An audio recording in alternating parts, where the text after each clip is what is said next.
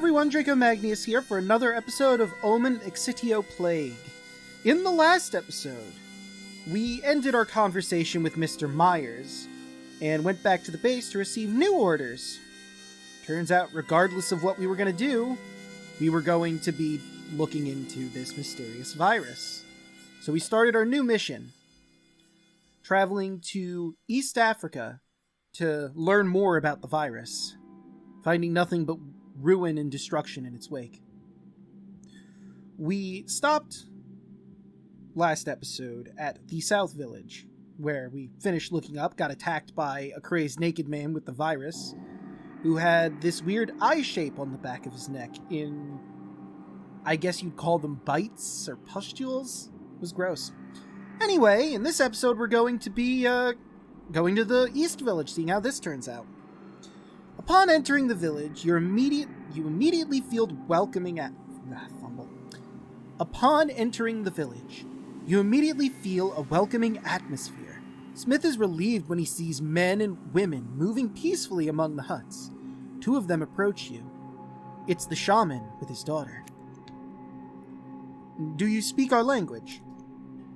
The girl smiles. She answers affirmatively and says she often deals with the British, who have decided to call her Lorraine for ease.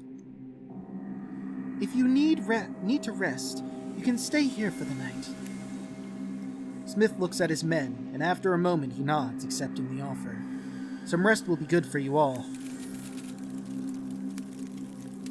When evening falls and the men have organized themselves for the night, a big bonfire is lit in the middle of the village. O'Bannon sings a song and pulls out a bottle of whiskey, sharing it with the others. Ryan's dinner has refreshed you, and you can finally enjoy a moment of quiet.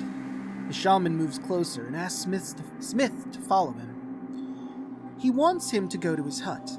The captain watches the man with a grim look on his face, and with the bonfire's flame reflected in the lenses of his glasses. He then stands, without saying a word, and follows the shaman to the hut that is bigger than the others. You notice that Lorraine, however, is moving away from the village.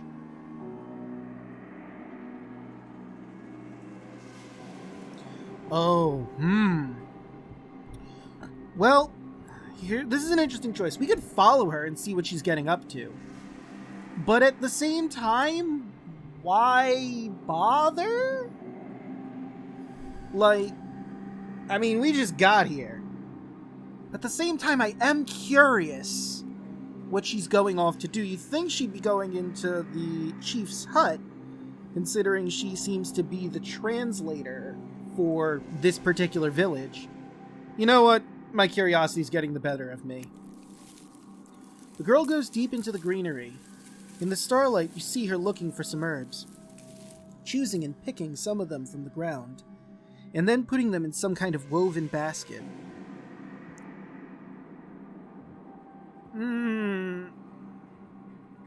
I'm gonna observe. Try to recognize the herbs Lorraine has gathered in her basket, but you're too far away and it's too dark to even guess. Try to get closer without being heard, but you step on a branch, making the girl look up startled.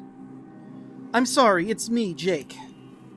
Lorraine relaxes, smiles, and starts to explain. She's looking for some particular herbs. She needs them to prepare a concoction to protect the villagers. Her words definitely intrigue you. Is this concoction connected to the disease?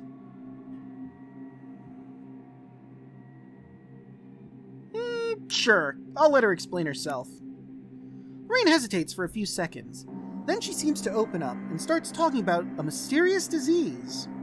Some weeks earlier, a sick man arrived at the village, hallucinating and delirious. Believing he had been afflicted by some kind of curse, Lorraine gave him the medicine, hoping to defeat the evil that was distressing the man. Within a couple of hours, the man had calmed down, and then his sores healed in one night. The concoction saved both his body and mind, although he remembers almost nothing about his journey before the village. Since then, rumors of the disease have been frequently heard, although none of the villagers have become sick. Lorraine prepares the concoction for each man, woman, and child in the village, day after day. It has become her role, To protect the village so that the disease never touches her loved ones, her family and community. Why are you doing this and not your father? Isn't he the shaman? A glimmer of sadness passes over the girl's eyes. Because he won't be shaman forever, and I'll have to take his place. And he says that time is soon to come. You realize you've touched a very sensitive topic, and you instinctively put your hand on her shoulder to comfort her. Lorraine looks at you straight in the eye, as though she's attempting to locate something deep inside of you. Her pupils dilate even in the darkness. You experience a thrill. How long has it been since a woman looked at you like that? You deal with diseases too, right? You nod. You cannot stop staring at her. The sounds of the night gather around you. The rain seems closer and closer, and then instinctively you find yourself moving towards her. I was a doctor before joining the army. Lorraine hesitates for an instant. Then she smiles and turns. She goes back to gathering the needed herbs for the concoction. Let me see how you prepare it. Lorraine gestures for you to follow her, bringing you to her hut. She sets a little fire and prepares some clay bowls, showing you how to prepare the concoction. You watch each of her movements while she mixes what's left of the plant with some liquids, boiling it, then filtering the mixture multiple times. The concoction is ready. With the approval of Lorraine, you pour some of the concoction into a vial, storing it with great care, slipping it inside your backpack, and then you drink a spoonful. You leave the hut and join your companions around the fire. You join O'Bannon's new drinking game. He already seems too drunk to understand that it's time to stop. Soon enough, his whiskey gets you all fairly drunk, and you find yourselves staring at the swaying heads of your comrades. Okay, that was weird. I guess it double-clicked. The Irishman seems unstoppable, and he continues singing cheerfully. Just as Lorraine approaches each of you with a big clay bowl, it holds the concoction she prepared, and she offers it to you and all the soldiers lost in the effects of alcohol. You all accept the offer to drink the mysterious liquid, which I'm sure will have no negative consequences, because it's just the concoction. But usually, it's not good form to, while you're drunk, accept random mixtures from strangers. Just keep that in mind. Then you drink more whiskey to take away the awful taste of the concoction. The world around you starts to cloud, colors slowly blur, starting to light up more and more, while the shapes of the objects of your comrades melt into weird, incomprehensible fractals. You don't know whether it's O'Bannon's whiskey or Lorraine's pungent mixture, but at some point you don't know whether you're awake or already dreaming. Lorraine walks up to you, with her light steps. Jake, come with me. I want to show you one more thing about our medicine. Lorraine takes your hand softly. You feel a thrill. Obviously follow her. It's important to know about this medicine. While you follow her, Lorraine's shoulders seem to stiffen. Her shoulders seem to stiffen as she walks. Her steps become less and less steady, and she turns to look at you. You feel her tension. You seem upset. Is something bothering you? Actually, he's drunk at this point. You seem upset. Is something bothering you? Lorraine moves on the spot. She seems uncertain, as if she doesn't know what she wants to show you anymore. Or maybe she just made up an excuse to take her inside her hut. Jake, there are moments I am really terrified. If it wasn't for our medicine, I wouldn't know what to do. The village relies on me, and I'm not sure I can fight against this evil. Instinctively, you feel the desire to drive her fear away, and without thought, you close your arms around her and bring her closer to you. After a few seconds of embarrassment, Lorraine returns the hug. How many months have passed since you've been close to a woman? The girl brings you to the foot of her bed. She slowly starts to undress, letting her clothes fall to the ground. Ooh, it's getting hot in here. Her face disappears for an instant, hidden behind the poor fabric of her dress. But when it reappears from beneath her garments, It seems that Lorraine now is Helen's face.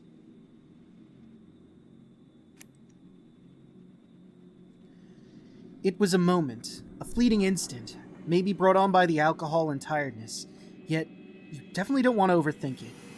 You wipe those thoughts away, and that image from your head, focusing on the young woman in front of you. Lorraine touches you lightly, helping you undress. You are clumsy, nervous, and you're acting as if this were your first time. You feel like a young novice who, after hoarding a little sum of money, wastes it all in a brothel, shaking with fear and excitement about his first experience. Lorraine smiles. Then she closes her eyes, moving her lips to yours. Your tongues meet hungrily, imitating the convulsive and delirious movements of a ritual dance, brushing and darting away before meeting again. Your shapes cast on the wall of the hut, enlarged and engulf each other. Your hands don't caress, don't brush gently, but they are violently pressed on each other's skin, in a tangle of fingers searching and chasing. You roll around on the bed like animals fighting for supremacy. Eventually, you find yourselves in each other, and your moans heighten and rise in synchrony, until that evening's fleeting climax leaves you both exhausted and at peace. A night of love. You spend the night with Lorraine, but the only thing that welcomes you upon your awakening is a violent and painful headache. The shaman's daughter must have left already. You yawn and try to get yourself together before leaving the hut, to join your comrades who are already having breakfast. Ryan shoots you a knowing glance, sneering loudly. "You had a good time last night." You see the bottles of whiskey scattered on the ground and smile at the cook, kicking one of the empty alcohol vessels from last night. "Well, I can see you enjoyed yourselves too. If you prefer, we can switch next time. I wouldn't want you tiring yourself out." You move closer and give him a friendly jab, sitting beside him and starting to chat with the other soldiers. You're talking to Ryan while you eat some delicious bacon prepared by the Italian. When Smith approaches, it's time to go. The men get ready and the captain talks to you. "Did you find out anything about the disease?" "Lorraine gave me a concoction which may hinder the effects of the disease, or even heal an infected person, but it needs to be tested to make sure it works."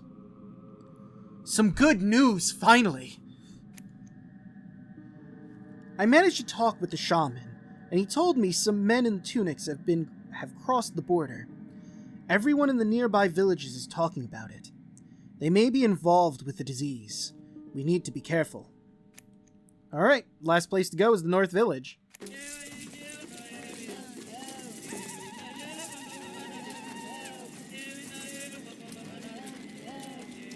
You reach the village, which has its borders delimited by its huts.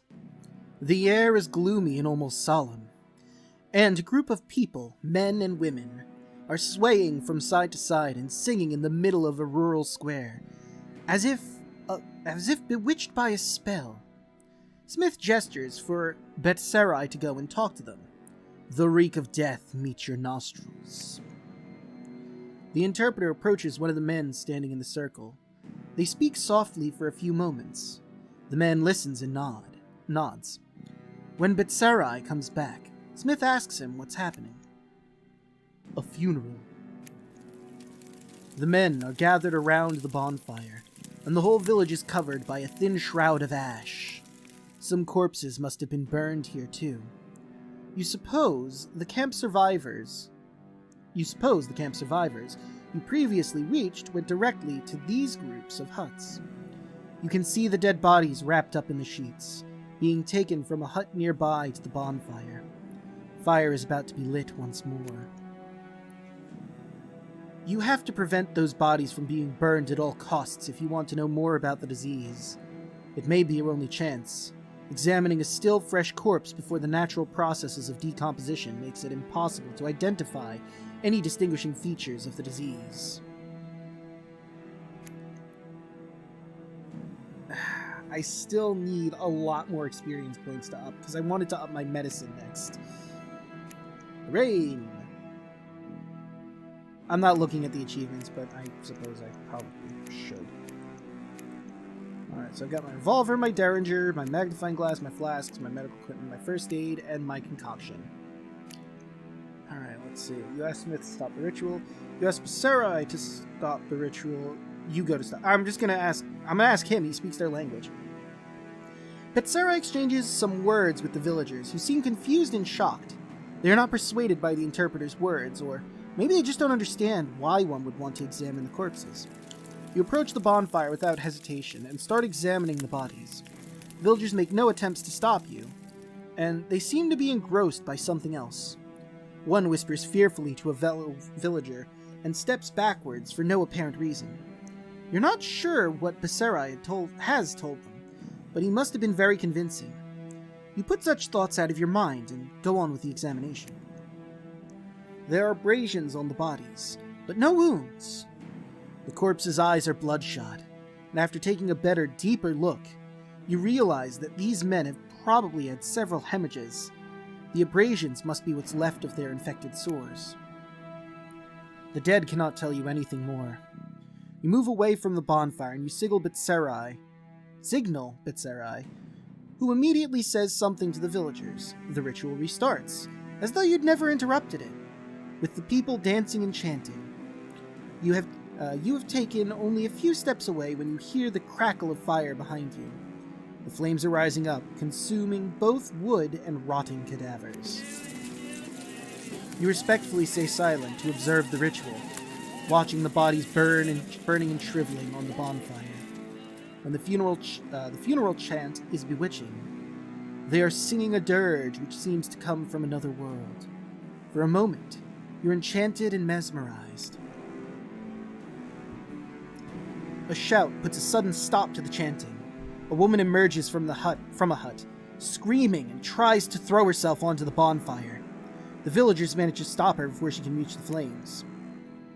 The woman, weak with despair, is carried away and taken to a corner. Some men keep an eye on her to prevent her from attempting to reach the bonfire again. Her whimpers were uneven, interrupted by her weeping and shaking. You signal to Bitsarai to follow you while you approach her. She has now taken a foetal? Is that supposed to be fetal? Never seen it spelt that way. Anyway, she has now taken on a fetal position and is rocking back and forth. The woman keeps shaking and talking nonsense for a few moments, but Basarai's words seem to work.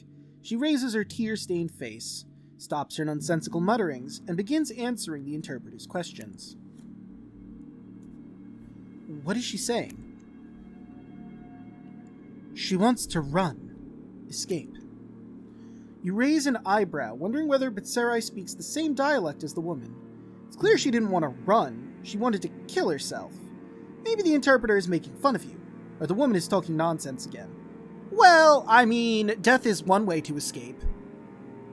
It's a morbid thought, but it is a factual situation.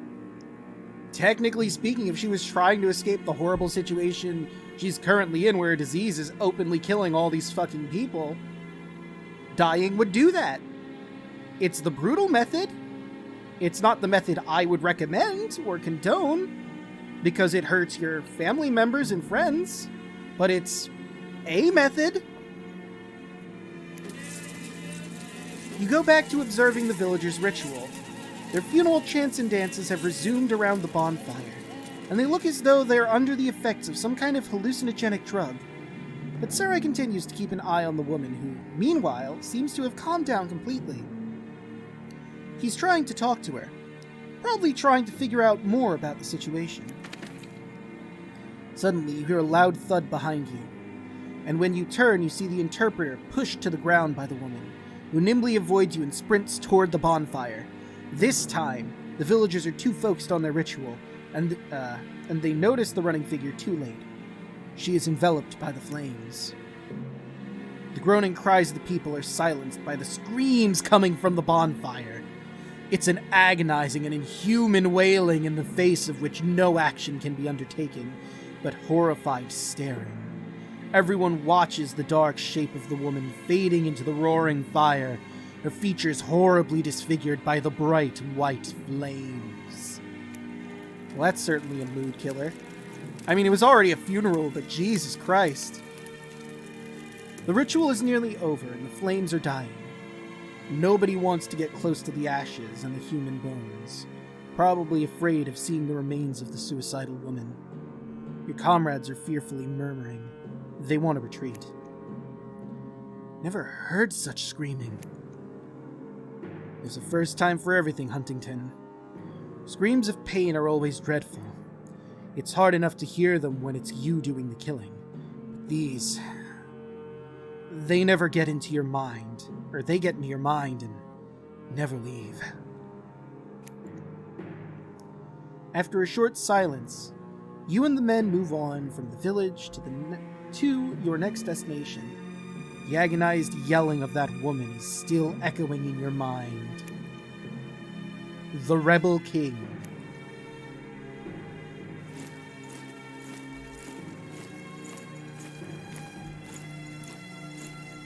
After having finished searching the 3 villages, you continue on the reconnaissance mission towards the rebel camp, which you had noticed on the map at the beginning of the mission. Smith seems worried that the disease might have reached the men from this village, who are, in theory, friends and allies. At the entrance to this village, you find armed men waiting for you. They have European weapons. Smith gestures to his men to remain calm, while one of the villagers heads towards you and speaks. He's obviously tall and strong, despite his garments hiding his muscles. He has a hostile and suspicious look, and when he talks, his face, which is disfigured and scarred, barely moves. My name is Makawa?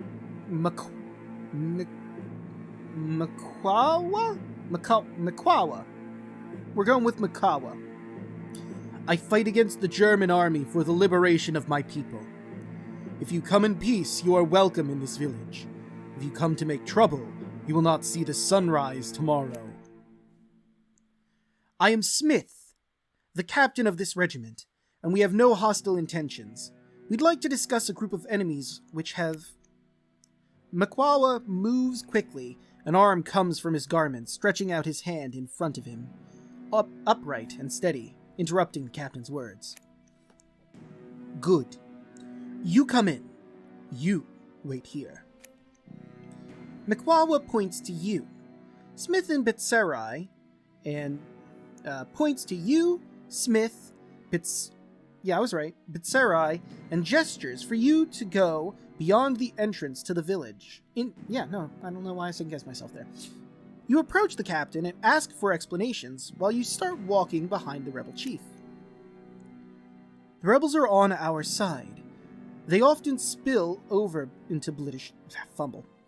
The rebels are on our side. They often spill over into British territory to escape the chase of our common enemy, the Germans. They are a good ally in this war. Makawa offers some of his men to watch the other members of your unit. He has an iron and authoritative voice, but unlike Smith, he does not need to raise it to be heard. Excuse me. He moves his hands. The gesturing of his body seems to hypnotize anyone he faces, inducing them to bend to his will. The British government supports you, Makawa. You don't need these precautions. We are on your side. Makawa's mouth twists. Then he starts to talk. Makawa is on his own side. I'm sorry, I messed that up. Makawa is on his side only. I trust no one. I'll protect my people at all costs. British or German. If you are my guests, you follow my rules. That is fair and valid. What we know from British history, that is a very wise decision to make. I will take those 4 experience points, thank you very much.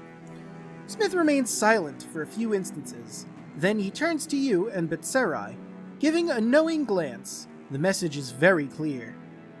Captain nods to you. Then he turns back to Makawa. What do you know about the disease? Makawa glares back at you. His eyes scrutinize you. trying to read your intentions. He switches from you, to Betserai, to Smith, where his eyes stop. Their huge personalities seem to clash for a handful of tense, silent seconds, fighting a battle without winners or losers. Both men refuse to stop staring at each other. Oh, just make out and get it over with. I have heard stories. Stories of people who cry blood. People who suffer. No sick man has entered my village. They die before. I'm gonna use... Yes!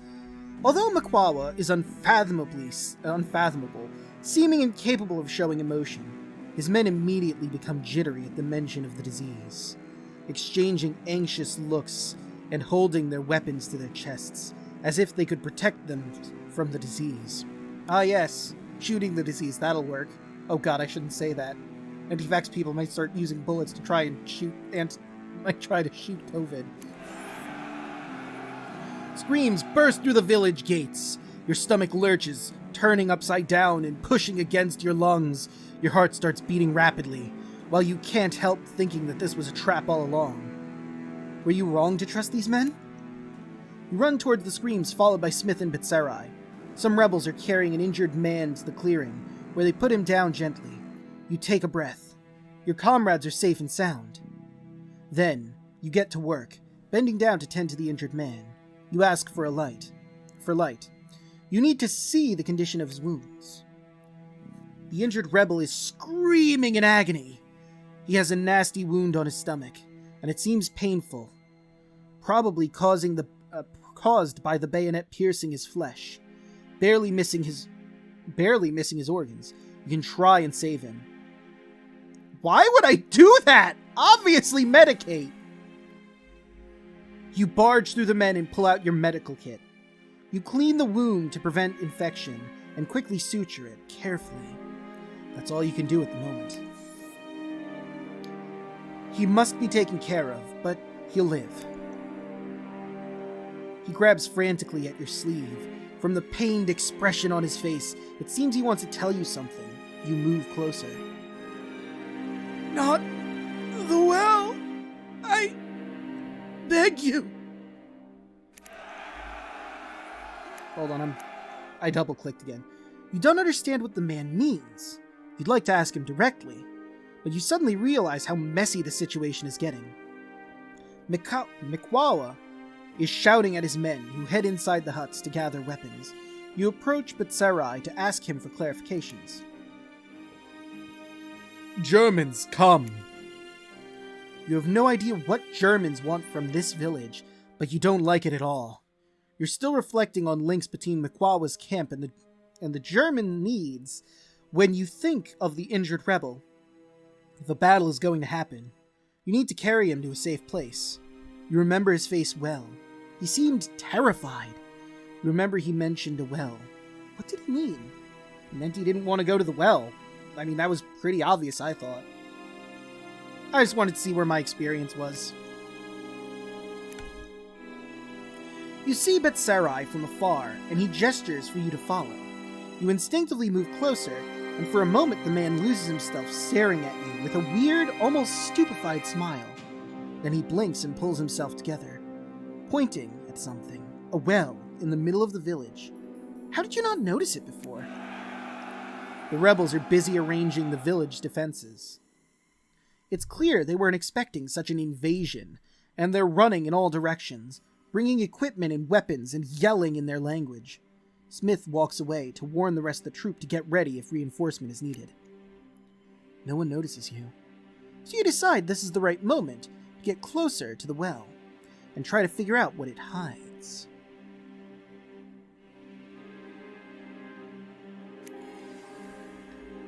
Observation seemed like the smartest move. You lean out and try to look into the well. It's dark, but you search for an angle which allows you to better view. With your other senses vigilant, you can feel something. There seems to be some whimpers coming from the bottom of the well. Try to lean over further, but you see out of the corner of your eye that some people are coming, probably rebels. You hide. 2 men are approaching, carrying something. A corpse wrapped in a blanket. You're forced to look away, flatten yourself against the rock of the well, and sitting there. You hold your breath when the 2 men's shadows are projected beyond your position, listening. You hear the heavy weight swaying and the thud of the body thrown into the well. The cracking of bones makes you shiver. You think about Makwawa's words. No sick man has entered my village. They die before. You wait to hear if there are any more steps, ensuring that the men are leaving. And then you come out of your hiding place and go to examine the well more thoroughly. That little abyss in the ground hides more than mere mud. But with that, I think we're going to end this episode here. In the next one, I think we're going to try getting down that well and see what's going on down there. See you guys then.